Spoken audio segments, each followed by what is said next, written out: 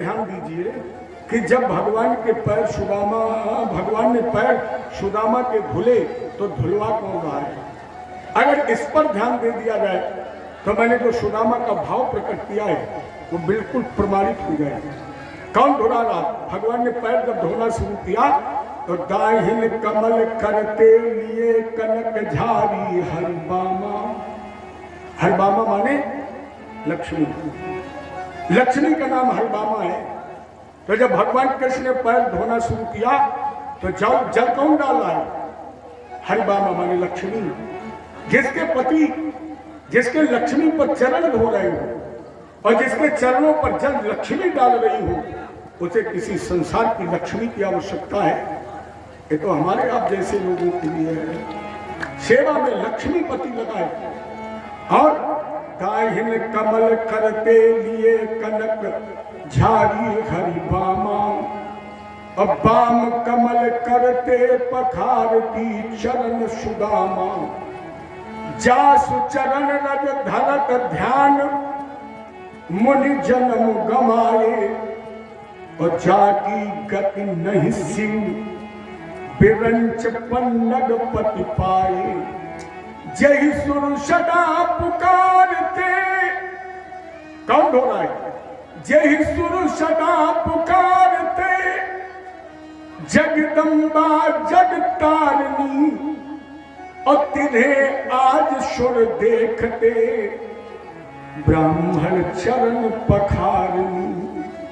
जिसका पार ब्रह्मा विष्णु महेश नहीं पाते आज देवता देख रहे हैं कि वही लक्ष्मी भगवान के साथ एक ब्राह्मण की चरण धो गई है। अब सुदामा की भिखारी है, लक्ष्मी पैर धो गई। अब पैर धोए को मेरा पहला भाव कि शायद भगवान ने कर्ज अदा किया है शिवरी का। एक दिन भगवान चलकर शिवरी के यहाँ गए थे और शिवरी ने कहा था केवीर अस्तु कर्म तुम्हारी। भगवान बोले शिवरी तुम स्तुति करना क्या जानो? तुमने तो कभी विद्यालय का मुंह नहीं देखा है। आओ शिवरी स्तुति तुम्हारी हम करें। और भगवान ने जिस पार्टी पर बैठे थे शिवरी को बैठा लिया। भगवान स्तुति करने लगे। राजन भक्त भगवान की स्तुति करे ये साधारण भक्ति है, लेकिन भगवान जब भक्त की स्तुति करने लगे तो भक्ति की पराकाष्ठा है। अचानक याद आया शिवरी को ये सब क्या हो गया उल्टा पुल्टा। कहने क्या किया? भगवान के पैर धो। और पैर धुलने के लिए क्या किया? इसने अपने दोनों हाथों पर राम जी के पैर रख लिए और जब पैर रख लिए तब शिवजी को होश आया कि मैंने जल तो रखा ही नहीं, अब पैर कैसे धोए? लेकिन मेरे राम जी के चरण तो बड़े कोमल हैं।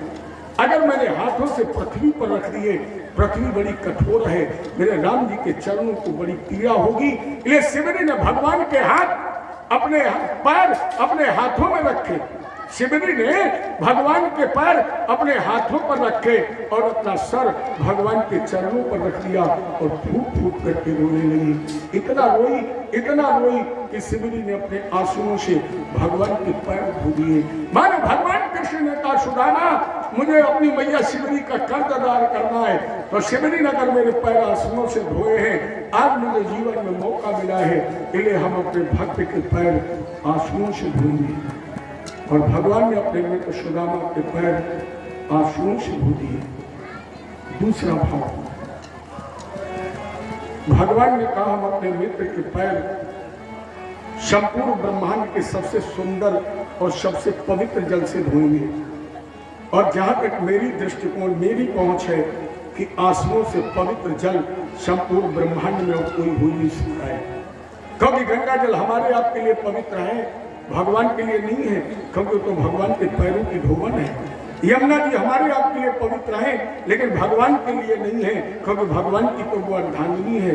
भगवान ने कहा तो फिर किससे अपने मित्र के पैर धोए? इसलिए भगवान रोने लगे और रो करके सबसे पवित्र जल आंसुओं से अपने मित्र सुदामा के पैर धो दिए। तीसरा भाव, अपने यहाँ एक कहावत है कि जब कोई पथिक बहुत थका होता है, लोग क्या कहते हैं, अगर दर्द दूर करना है तो जल हल्का हल्का गर्म कर लो नमक डालकर, और नमक डालकर जल से हल्के हल्के गर्म पानी से अगर पैर धो दो तो थकान दूर हो जाएगी।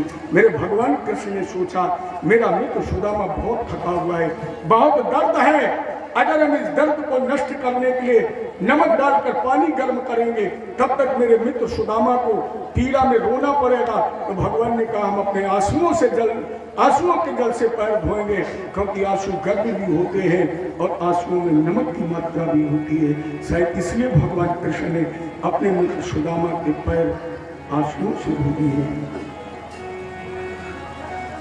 इसके पैर धुल गए, जीवात्मा परमात्मा के सामने हो गया, सारे विकार खत्म हो गए। लेकिन सुदामा जी अभी कच्चावल दबा रहे हैं। भगवान ने खूंट पकड़ करके वस्त्र खींच दिया, जीरन पट फट छुट पड़े, बिखर गए थे ठौर, चावल बिखर गए। भगवान ने एक एक चावल का कड़बीना, एक मुट्ठी चावल तैयार की और आवाज लगाई, नन्वे दुपनी तम्मी परम प्रीणनम सखे और तर्प्यंत्यंगम्मा विश्वमेते पृथक तंगुला। भगवान ने पृथक पृथक टूटे हुए चावल पीने एक मुट्ठी तैयार किए और एक मुट्ठी चावल फाटते हुए भगवान बोले हम अपने मित्र को एक मुट्ठी चावल के बदले एक लोक का दान करते हैं। दूसरी मुट्ठी चावल पीने चबाना चाहते थे, लेकिन इत मुष्टिम सकल चक्रभाम द्वितीयाम जगनुमादि, जैसे दूसरी मुट्ठी चावल चबाने चाहे हाथ गए हो प्रभु को कमला और कहनाथ कहा तुमने चितधारी। अरे कन्या क्या करने जा रहा, ये दूसरी मुट्ठी चावल क्यों? भगवान ने एक ही मुट्ठी चावल क्यों चबाई, दूसरी नहीं चबाई? कारण चार पदार्थ है ना, पहले सारा किया, धर्म अर्थ काम और मोक्ष। परमात्मा किसी का धर्म नहीं ले सकते, परमात्मा किसी के मोक्ष का भी हल नहीं कर सकते, परमात्मा किसी का अर्थ भी नहीं ले सकते। परमात्मा जब जीवात्मा पर कृपा करता है तो केवल अपने मित्र का वो काम लेता है। और ये कई बार चर्चा हुई, सभी लोग जानते जहां राम का काम नहीं। जब सुदामा रूपी जीवात्मा कृष्ण रूपी परमात्मा के सम्मुख पहुंच गया तो अपने आप उसका काम समाप्त हो गया। अर्थात भगवान कृष्ण ने चार पदार्थ में से एक पदार्थ सुदामा का काम खा लिया। और जब भगवान ने काम खा लिया तो फिर सुदामा को क्या मिल गया? अर्थ। सुदामा के काम नष्ट होने से सुदामा को मिल गया अर्थ, और अर्थ से सुदामा ने किया धर्म। क्यों?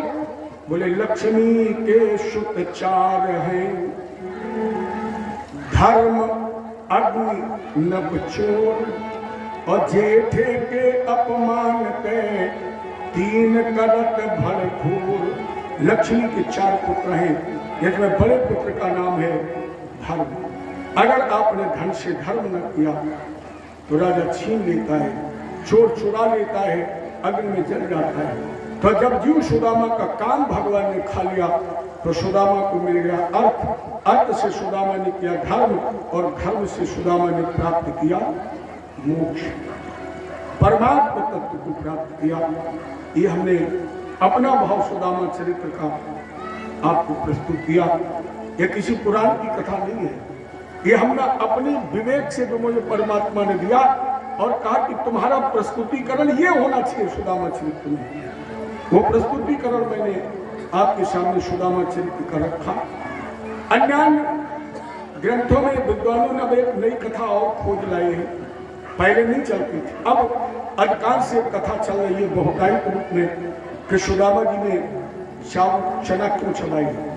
एक दोष लगता है ना कि सुदामा जी ने चावल चबा लिए। उज्जैन में एक ब्राह्मण था जिसकी पत्नी गर्भवती थी, और गर्भवती महिला को जैसे भुने हुए चना है, अचार है, इस तरह की चीजें अच्छी लगती हैं। तो उस ब्राह्मणी के अनुरोध पर ब्राह्मण चना भिक्षा में लेकर के आया। उस ब्राह्मणी ने वो चना पोटली में बांधकर सुरक्षित रख लिया। दैयोग से रात में उसके घर में चोरी हुई और चोर ये चना भी ले गए। बंटवारा हो रहा था धन का सांदीपन महात्मा के आश्रम के पीछे। अचानक गुरुमाता की आंख खुल गई और जैसे इन्होंने श्री कृष्ण गोविंद हरे मुरारे चोर जान गए कि आश्रम पर लोग जाग गए, तो वो चना की पोटली बगैर किसी काम की होने के कारण उसी आश्रम पर फेंक कर चले गए। वो चावल, वो चना गुरु माता ने सुरक्षित रख लिए। जब भगवान कृष्ण के साथ सुदामा जी लकड़ी लेने गए तो गुरु माता ने पीछे से ये चना सुदामा जी को दिए।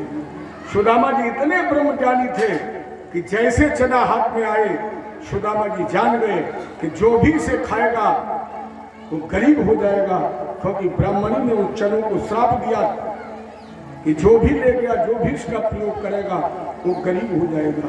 सुदामा जी ने सोचा कि अगर ये चना मैंने कृष्ण को चबा दिए तो कृष्ण मेरा गरीब हो जाएगा, फिर त्रिलोक का क्या होगा? अगर त्रिभुवन पति ही गरीब हो जाएगा तो त्रिलोकी का क्या होगा? इसलिए मित्र सुदामा ने कि कहीं कृष्ण गरीब ना हो जाए, कृष्ण की भी हिस्से के चने चबा लिए और शायद इसी उपकार का बदला देने के लिए भगवान ने त्रिलोकी की संपत्ति भी सुदामा को अर्पित कर दी। जब भक्त भगवान की। इसके पश्चात भागवत में 9 योगेश्वरों का संवाद, उसमें एक मूल प्रश्न है और वो प्रश्न है दुर्लभो मानुषो देहो, मनुष्य देह बहुत दुर्लभ है। जबकि क्षण भंगुरा, ये जीवन क्षण भंगुर है, फिर बेशकीमती क्यों है? तो प्रथम योगेश्वर कवि ने कहा था, राजेंद्र ये केवल इसलिए दुर्लभ है कि इस तन से बैठकर जैसे हम आप सत्संग कर रहे हैं, इस तरह 84 लाख योनियों में किसी में है? माने अगर आपको देवत्व भी मिल जाए, आप देवता भी बन जाए, तो भी इस तरह आप बैठ कर ना तो कथा सुन सकते हैं और न कथा करा सकते हैं। इसलिए ये तन श्रेष्ठ है, पानी का बुलबुला है, फिर भी दुर्लभ है। अगर आपने संत का दर्शन किया है, अगर आपने सत्संग किया है, संत मिलन को जाइए तज माया अभिमान, और जो पद आगे धरे कोटिन यज्ञ समान। या राजेंद्र साधु संगत में जब तक नहीं जाएगा, भक्ति और ज्ञान तब तक नहीं पाएगा। साधु संगत में जब तक नहीं जाएगा, भक्ति और ज्ञान तब तक नहीं पाएगा। इसलिए ये जीवन श्रेष्ठ है, इसमें आप भक्ति, ज्ञान, वैराग्य को प्राप्त कर सकते हैं। दूसरा प्रश्न, माया क्या है? माया का पार कैसे पाया जा सकता है? तो दूसरे योगेश्वर ने कहा माया है ही नहीं। माँ माने नहीं, या माने जो नहीं है वही माया है। फिर माया की पहचान बोले उसकी क्रिया के द्वारा होती है। माया का काम है दृश्य को अदृश्य और अदृश्य को दृश्य कर देना, यही माया है। जैसे अपने हाथ में आप घड़ी बांधे हो और आपसे कोई पूछे कि समय क्या है, तो आप तुरंत घड़ी देखेंगे और घड़ी देख करके कहेंगे भैया 5 बजने में 5 मिनट बाकी है। क्या ये सत्य है? क्योंकि जब आप बता रहे थे 5:05 मिनट 5 मिनट बाकी है, तब तक वो 40 सेकंड सुई आगे बढ़ जाती है और वो कहती है कि अरे समय बताने वाले तुम झूठ बोल रहे हो, क्योंकि 5 बजने में 5 मिनट बाकी तो है, लेकिन 40 सेकंड और हो चुके हैं। और जब तक तुम 40 सेकंड बताओगे तब तक वो सेकंड की सुई 40 सेकंड और आगे बढ़ जाएगी। यही भगवान की माया है। अर्थात भूत भी है, भविष्य भी है, लेकिन वर्तमान नहीं है। वर्तमान ठहरता ही नहीं, भूत और भविष्य के जोड़ को ही वर्तमान कहते हैं। यही भगवान की माया है और भगवान की माया से पार भी बगैर उनकी कृपा के नहीं हो सकता है। इसके बाद भगवान के 24 अवतारों का वर्णन जो आगे हम आप चर्चा कर चुके हैं, इधर महाराज अरजू और दत्तात्रेय जी का संवाद हुआ, जिसमें दत्तात्रेय जी ने कहा कि भैया मैंने 24 गुरु किए। अब यार कुछ लोग कहते हैं पंडित जी दत्तात्रेय जी ने 24 करे तो हम भी 2-4 कर लें। नहीं, दीक्षा गुरु एक है, शिक्षा गुरु तो 24 नहीं 74 भी हो सकते हैं, लेकिन दीक्षा गुरु जो आपको कान में मंत्र देता है वो एक है। वो कैसा भी हो, वो अवर्णनीय है, वो अपवर्तनीय है, उसका परिवर्तन नहीं हो सकता है। लेकिन शिक्षा गुरु जिससे भी आपको शिक्षा मिले, जैसे नर्सरी में कोई और गुरु है, प्राइमरी में दूसरा है, इंटर में दूसरा है, नौकरी करने गए वहाँ, तो जिससे हमें अलग अलग शिक्षा मिलती है वो हमारे सभी शिक्षा गुरु हैं। और यदि मैंने 24 लोगों को अपना गुरु बनाया है और उसे अलग अलग मैंने शिक्षा ली है। जैसे मैंने पृथ्वी को गुरु बनाया, पृथ्वी से मैंने शिक्षा ली क्षमा और धैर्य की। पृथ्वी पर हम कितना भी अपराध करते हैं लेकिन पृथ्वी कभी क्रोध नहीं करती है। उसी तरह संत को हमेशा क्षमाशील, दयाशील और क्रोध से विरत रहना चाहिए, धैर्य रखना चाहिए। ये मैंने पृथ्वी से शिक्षा प्राप्त की है। इसके बाद मैंने आकाश को गुरु बनाया और अखंडता से शिक्षा ली कि उसके विचार अखंड होने चाहिए। भाई आप लोगों को इतनी जल्दी क्यों है? अभी तो समय भी पूरा नहीं हुआ, अभी 5 नहीं बजे हैं। रोज हम आपको 5:30 बजे तक छोड़ते रहे। जल्दी मत करिए, थोड़ी देर रुक जाइए, क्योंकि जितनी जल्दी आपको है उससे जल्दी अब हमें भी है। थोड़ी देर बैठ जाइए। सभी माताओं से निवेदन, केवल 5-10 मिनट बैठ जाओ, इसके बाद आप लोग चढ़ाना। जय बोले कृष्ण भगवान की। बैठ गए सब लोग अपनी अपनी जगह। राधे का नाम अनमोल बोलो, राधे राधे राधे का नाम अनमोल बोलो, ब्रह्मा भी बोले राधे, विष्णु भी बोले राधे, ब्रह्मा भी बोले राधे, विष्णु भी बोले राधे, शंकर की डमरू से आवाज आई राधे राधे,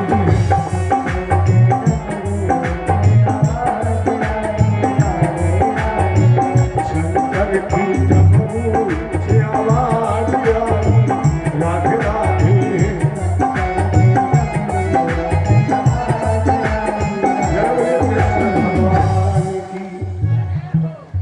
इसके बाद मैंने तीसरा गुरु किया मछली को।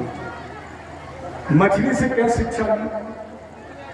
बोले संत को कभी जीव के स्वाद में नहीं फंसना चाहिए, क्योंकि अगर संत स्वाद में फंस गया, अच्छा बताए, मछली अगर स्वाद में न फंसती तो फिर उस कांटे में फंसती, और न कांटे में फंसती न किसी का भोजन बनती। इसलिए संत को कभी भी जीवा के स्वाद में नहीं पड़ना चाहिए, ये शिक्षा ली। इसके बाद मैंने हिरण को गुरु बनाया। इससे क्या शिक्षा ली? हिरण अगर कर्म का आशिक ना हो, क्योंकि शिकारी बीड़ा बजाता है और उस बीड़ा को सुनकर मृग इतना मोहित हो जाता है कि अपने आप को भूल जाता है, बड़ा स्वरूप शिकारी उसे शिकार कर लेता है। ये संत को काम का भी आशिक नहीं होना चाहिए। मैंने अजगर को गुरु बनाया। उससे क्या शिक्षा ली? बोले अजगर से शिक्षा ली, प्रारब्ध बस तुम्हें जो प्राप्त हो जाए उसी में संतुष्ट हो जाना चाहिए। जैसे अजगर मुंह खोलता है, एक बार बड़ी लंबी श्वास खींचता है और जो चला गया मुख में उसे ही वो प्रारब्ध बस अपना भोजन बना लेता है। उसी प्रकार संत को अजगर की तरह जो यथायोग प्राप्त हो जाए उसी में संतुष्ट हो जाना चाहिए। इसके बाद मैंने मधुमक्खी को गुरु बनाया और यह शिक्षा ली कि संत को कभी मधुमक्खी की तरह संग्रह नहीं करना चाहिए। और अगर संत ने मधुमक्खी की तरह संग्रह करना शुरू कर दिया तो शिष्य फिर गुरुमंत्र नहीं जपेगा। शिष्य तो इस चक्कर में रहेगा कि कब गुरु जी का राम नाम सत्य हो और हम आश्रम पे कब्जा करें। जैसे मधुमक्खी कितनी परिश्रम, कितना मेहनत, कहां से पुष्प चुन चुन के लाती, छत्ता लगाती, खा पाती, मेहनत बहुत करती है, रस चूस कर लाती, शहद बनाती, छत्ते में इकट्ठा करती, खा नहीं पाती। और जिस दिन छत्ता लगा, देखने वाले की निगाह पड़ी, वो उसी दिन से सोचने लगता है कब अंधेरी रात आए और ये छत्ता तोड़ करके शहद निकाल ले। उसी तरह अगर संत ने संग्रह करना प्रारंभ कर दिया तो यही स्थिति होती है। मैंने इसके बाद कुंवारी लड़की को गुरु बनाया और इससे शिक्षा ली कि संत को हमेशा एकांकी जीवन व्यतीत करना चाहिए, ज्यादा भीड़ भाड़ इकट्ठी नहीं करनी चाहिए। जैसे उस कुंवारी लड़की के देखने वाले आए, उसके हाथ में चूड़ियां थी, घर में कोई दूसरा नहीं था, तो उस लड़की ने सोचा कि चलो हम देखने वालों के लिए चावल खीर बनाए, लेकिन चावल नहीं थे, तो हमने धान कूटनी प्रारंभ की। और जब धान कूट रही तो चूड़ियों की आवाज आ रही, एक एक करके उसने चूड़ी तोड़नी शुरू की। 2 चूड़ियां रह गई, मूसल चलाया, फिर आवाज आई तो उस लड़की ने चूड़ी और तोड़ दी। और जब एक रह गई तो आवाज आएगी। इसी तरह संत को हमेशा अकेला विचरण करना चाहिए, ज्यादा भीड़ भाड़ नहीं। इसके बाद में मैंने सर्प को गुरु बनाया। सर्प भी दिल में अकेला ही रहता है, ये संत को फिर एकांकी ही रहना चाहिए। इसके बाद मैंने गुरु बनाया कबूतर को। ज्यादा परिवार में आसक्त मत हो, ये नहीं भंडारा में दर दर से दक्षिणा मिली, नाती तुम पकड़ो, बहू तुम पकड़ो, नहीं, उतने ही संग्रह करो, भगवान पर भरोसा रखो, परिवार में आसक्त मत हो। इसके बाद मैंने लखैरी को गुरु बनाया। लखैरी से आपने क्या शिक्षा ली? दत्तात्रेय जी ने कहा बेटा लखैरी कभी बच्चे पैदा नहीं करती, ये गौर करके देखना, लखैरी कीड़ा कभी बच्चा पैदा नहीं करती। लखैरी गीली मिट्टी का घर बनाती है और उसमें दूसरे कीड़े के बच्चे को लाकर बंद कर देती है। एक छेद रखी है, अब उस छेद पर बैठकर वो लखैरी तब तक भन बनाती है, तब तक अपना गीत गाती है, जब तक दूसरे कीड़े के बच्चे को लखैरी नहीं बना लेती। तो मैंने ये शिक्षा ली कि जिस तरह लखैरी दूसरे के बच्चे को लखैरी बना लेती, उसी तरह संत को इतना भजन करना चाहिए, इतना भजन करना चाहिए कि उनके सानिध्य में जो भी लोग हों वो उसी के समान भजन करने लगे, समझो उस संत का भजन साधना पूर्ण हो गई। ये मैंने संदेश दिया। और इन गुरुओं के साथ साथ मैंने 2 गुरु और अलग से किए हैं। उन 2 गुरुओं में पहला गुरु है मेरा ये शरीर और दूसरा है हाथ की नारी। ये 2 गुरु 24 से अलग हैं। महाराज इनसे तुमने क्या शिक्षा ली? दत्तात्रेय जी से ने कहा कि मैंने ये शिक्षा ली नारी से कि जब वक्त पड़ेगा तो ये हाथ की नारी भी साथ नहीं देगी। शरीर से मैंने शिक्षा ली कि शरीर भी हमारा साथ नहीं देगा और छूट जाएगा, इसलिए इस शरीर को हमेशा छोड़ने की दृष्टि से ही देखें, कभी इसे अपना मत समझे, ये वक्त आने पर छोड़ ही देगा। ये मैंने शिक्षा ली। और इस तरह शिक्षा देते देते सुखदेव जी ने कहा राजेंद्र अब मैं चलूं, अब हम जाना चाहते हैं, समय हो रहा है, हमें विदा करो। लेकिन विदा करने से पहले परीक्षित जी बिल्कुल मौके पर नाती तुम्हें परेशान कर रहा है,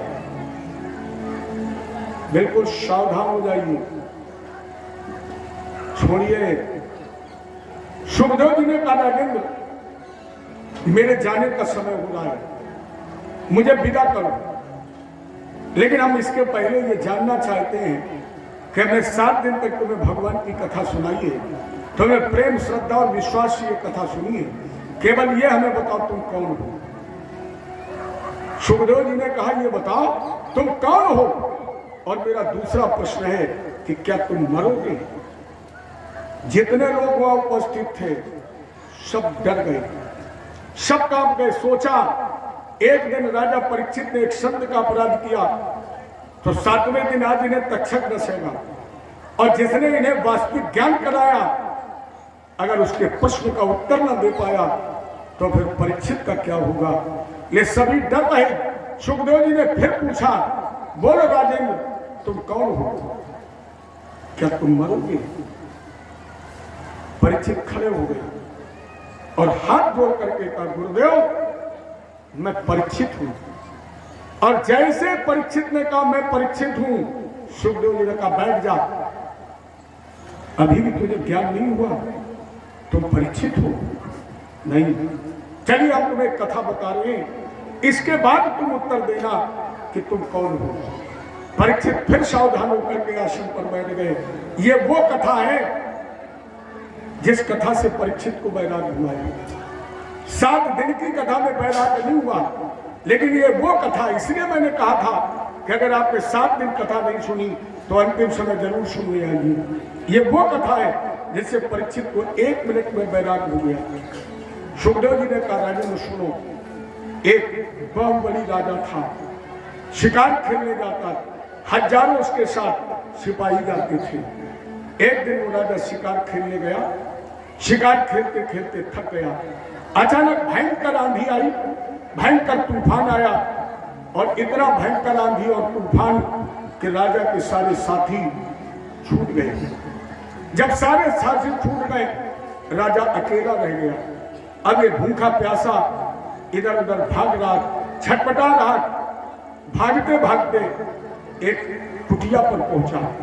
उस कुटिया में एक कमरा था, बाहर से दरवाजा बंद था, और महात्मा एक बाहर आसन लगाए हुए बैठा था। राजा ने प्रणाम किया, महाराज जी मैं बहुत थका हूं, मुझे बहुत भूख प्यास लगी है, मेरे सारे साथी बिछड़ गए, मैं अकेला रह गया हूं, इस कमरे में मुझे, इस कुटिया में एक रात ठहर जाने दो। महात्मा जी ने कहा नहीं हो सकता है। क्यों? बोले आज तक तेरे जैसे न जाने कितने राजा यहाँ आए और उन्होंने अनुनय विनय की कि हमें एक रात ठहर जाने दो। हमने एक रात जब कमरे में रोक दिया और सुबह कहा कि इस कमरे के बाहर निकलो, तो उस राजा ने कहा कि महाराज जी ये कमरा मेरा है। उसने कब्जा कर लिया, नहीं छोड़ना चाहता, इसलिए हम तुम्हें इसमें ठहरने नहीं देंगे। महात्मा के सामने वो राजा बहुत रोया, बहुत गिड़गिड़ाया और बोले महाराज जी वैसी गलती नहीं करेंगे, हम कमरा सुबह खाली कर देंगे, रात मुझे विश्राम करने दो। जब बहुत पश्चाताप किया, बहुत रोया, बहुत गिड़गिड़ाया, तो महात्मा जी ने कहा कुंडी खोल लो, अंदर चले जाओ। जब वो राजा दरवाजा खोलकर अंदर गया और उसने अंदर से दरवाजा बंद कर दिया और कमरे के अंदर पहुंचा, तो कमरे के अंदर मल मूत्र भरा हुआ, रक्त, पीप, सारी दुर्गंधित चीजें भरी हुई थी। और पूरी रात वो राजा उस कमरे में रहा। सुबह महात्मा जी ने कुंडी खटखटाई और कहा राजेंद्र दरवाजा खोलो, बाहर निकलो। लेकिन वो राजा अंदर से चिल्लाया, महात्मा जी हम इस कमरे को खाली नहीं करेंगे। क्यों? बोले इस कमरे का मालिक मैं हूं। राजा परीक्षित ने कहा गुरु जी रुक जाइए, कौन है वो अधर्मी राजा जो मलमूत्र और पीप के कमरे में अब कह रहा है कि ये कमरा मेरा है।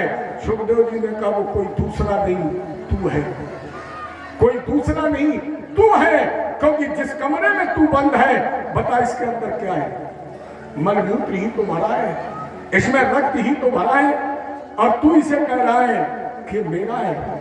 राजा परीक्षित ने कहा गुरु जी मेरा अपराध क्षमा कर दीजिए, मैं समझ नहीं पाया, अब मुझे ज्ञान हो गया। परीक्षित से राजा ने, सुखदेव जी ने पूछा तो अब ये बताओ कि क्या तुम अब मरोगे? परीक्षित ने कहा गुरु जी मेरा जन्म ही नहीं हुआ, और जब मेरा जन्म नहीं हुआ तो मैं मरूंगा भी नहीं। जन्मा है ये शरीर तो मरेगा भी ये शरीर, क्योंकि जो जन्मा सो अवश्य नशावे, जौन नशावे पुनः प्रकाशे। आकर 4,84,000 जाग जीव जल थल नववासी, भ्रमत जीव सब योनिन माही, दुख बहु भांति बरन नहीं जाई, नैनम छिन्न शस्त्राणी नैनम दहत पावक।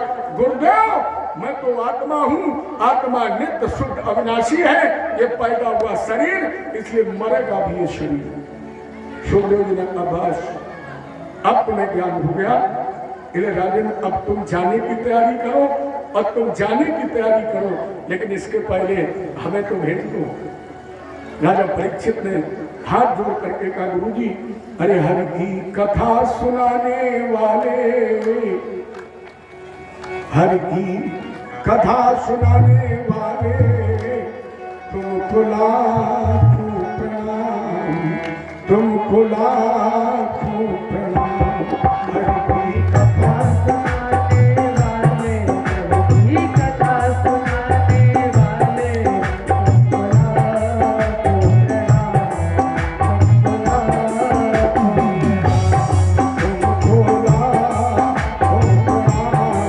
तुमको लाखों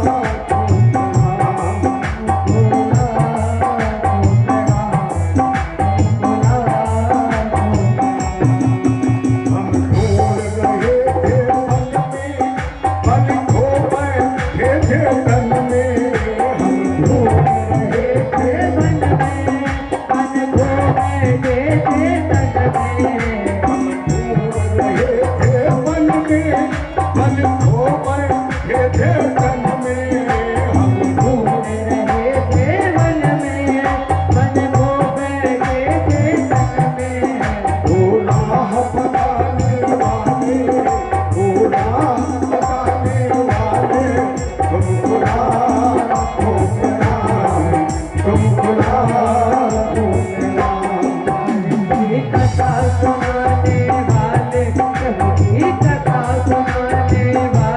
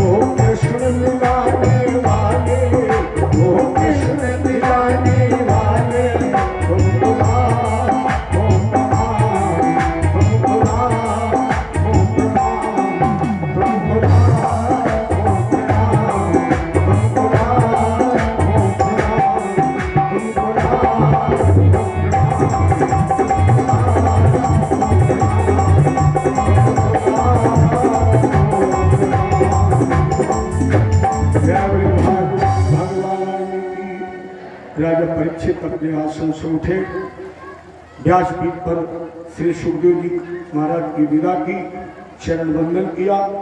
सुखदेव जी जब यहाँ से विदा हो गए तब राजा परीक्षित की नासिका में तक्षक नाग ने मशक के स्वरूप समान स्वरूप बनाकर डस लिया। राजा परीक्षित को पहले ही मोक्ष प्राप्त कर चुके थे, केवल सर्प दल से शरीर जलकर भस्म हो गया। विमान पर बैठे और मुक्ति प्राप्त करके गोलोक धाम को प्राप्त कर लिया। जब भक्त भगवान की, ये ठाकुर जी की कथा ठाकुर जी ने ही गाई, ठाकुर जी ने ही सुनी। ना हमने इस पंच शरीर भूत से गाई, ना आप लोगों ने सुनी। गाने वाला भी वही है और सुनने वाला भी वही है। अच्छी बुरी जो भी है वो ठाकुर जी की कथा है, वही सुनते हैं, वही गाते हैं। सुनी।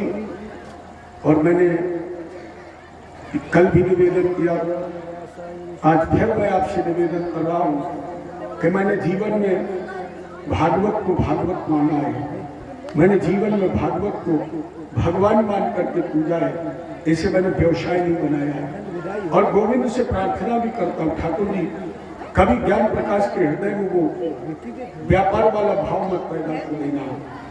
मैं तो हमेशा उनसे यही कहता हूँ, आपके सामने फिर भागवत जी से कह रहा हूँ, कामना यही है, न कामना रहे को। अगर मेरे हृदय में कहीं कोई मांगने की कामना विशेष रह गई हो, ठाकुर जी को मांगने की कामना ही हमसे मार देना। हम चाहते केवल ये कथा जगह जगह होती रहे, सब लोग सुनते रहे, सभी लोग सुनाते रहे, और फिर हमारा आपका जो रिश्ता बना है, रिश्ता हमेशा टूटता है जहाँ पैसा होता है, जहाँ धन होता है, जहाँ बांट होता है, ये मेरा और ये तेरा है। हमारा आपका रिश्ता सुनवर्षा में धन के लिए न बना है और न कभी धन के लिए बनेगा। ये रिश्ता तो हमारा आपका जुड़ गया। जब तक हम रहेंगे, जब तक आप रहेंगे, आप हमें भले ही भूल जाए, लेकिन हम व्यासपीठ से वादा करते हैं कि हम आपको कभी नहीं भूलेंगे। आप भले ही भूल जाए, हम कभी नहीं भूलेंगे। और मुझे लेने के लिए आपको कानपुर तक अब नहीं आना पड़ेगा, आप केवल फोन करिए और ये बताइए कि ज्ञान प्रकाश मैं सोमवर्षा से बोल रहा हूँ, जितनी जल्दी हो सकेगा हम आपसे जरूर मिलेंगे। और जब बकेवर से निकलेंगे, हम इस क्षेत्र में ज्यादातर कथा कहते हैं, तो जरूर किसी न किसी के पास फोन करेंगे कि भैया बकेवर में हैं, आइए दर्शन दे जाइए। तो शायद आप लोग कोई ऐसे हमें दर्शन देने आ जाए और हम आप सभी लोगों से मिलें। हम आपको क्या आशीर्वाद दें, क्योंकि इसमें कुछ लोग ऐसे भी बैठे हैं जिनकी उम्र हमसे ज़्यादा है, कुछ माताएं भी ऐसी यहाँ बैठी हो सकती हैं जिनकी उम्र हमसे ज़्यादा है, तो उन्हें हम आशीर्वाद क्या दें। उन बुजुर्ग माताओं बहनों से और भाइयों से हम एक याचना करते व्यासपीठ पर जरूर मुझे आशीर्वाद देना कि इस व्यासपीठ के बाद अगली व्यासपीठ पर जब मैं कथा कहने जाऊं तो इससे ज्यादा अच्छी भगवान की कथा गाऊं और अपने माता पिता, अपने गुरु, अपने क्षेत्र, अपने जिला, अपना घर और इसके साथ आप सभी लोगों का, क्योंकि हम आप सभी एक ही जगह के तो निवासी हैं, इसलिए आप सभी का नाम रोशन करूं। ये लोग कहें कि जो सुनवर्षा में पंडित जी कथा कहने आए, अब की बार उससे भी ज्यादा अच्छी कथा इस पीठ पर कही है। ये हम अपने बुजुर्गों से आशीर्वाद की कामना करते हैं, जो हमसे छोटे लोग यहाँ बैठे हैं, जो हमसे आशीर्वाद की कामना करते हैं। व्यासाय विश्व रूप आए, व्यासपीठ पर बैठा हुआ व्यक्ति विश्व रूप होता है। आपने मुझे श्रद्धा से स्थापित किया और अगर मेरे अंदर गोविंद ने अपना अंश दिया है तो हम गोविंद के अंश से दोनों हाथ उठाकर आपको आशीर्वाद देते हैं कि प्रभु आपका जीवन मंगलमय, सुख, समृद्धि और आनंद के पथ पर बढ़ता रहे, आप निरोगी रहें, आप दीर्घायु रहें और इसी तरह हमारे ठाकुर जी की कथा से जुड़े रहें, इसी तरह सुनते और सुनाते रहें। जय गोविंद भगवान की। इसी के साथ इस व्यासपीठ से भगवान की कथा का विश्राम परीक्षित द्वारा पूजन करेंगे। इसके बाद अगर आप लोग चाहें तो व्यास पूजन करें और नहीं तो इसके बाद आरती और प्रसाद। ओम व्यासाय विष्णुरूपाय व्यासरूपाय विष्णवे नमो वैष्णवेय वासिष्ठाय नमो नमः। यं प्रत्यत्यन्तमनुदेशमधुरगत्यां देवायनानि थोड़ी किस्सा